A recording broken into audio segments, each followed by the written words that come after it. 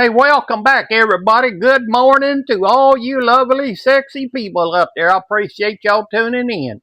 Please like and subscribe. My DIY rod holder. Somebody asked me, how do you stand in your rods up? Well, this is a pool noodle.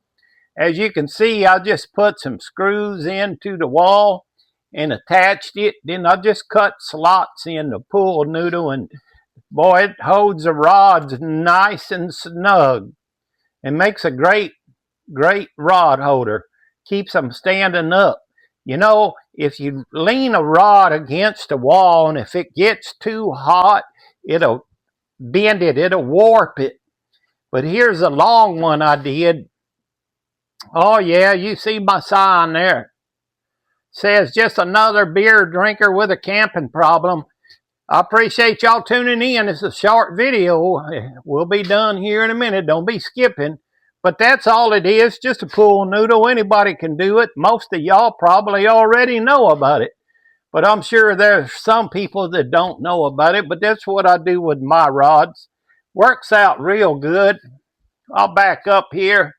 If I don't fall over nothing, you can see all the rods on that wall. And that's how I do. I don't put nothing on the floor.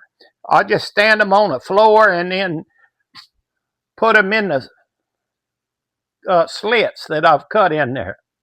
Works really great. And it will hold any size rod. There's some big surf rods. Works really great for your garage or storeroom. Just regular old pool noodles from the dollar store. Works really good. Hey, I appreciate y'all hanging with me. Here's the last one. I need to make some more because I'm running out of room for rods. But I need to make some more because I got a few standing up over here. But hey, thank y'all. Please like and subscribe, and thank you for helping my channel grow. I love each and every one of you sexy people out there. Hey, we'll see you on the next one. Until then, go fishing. Happy RVing.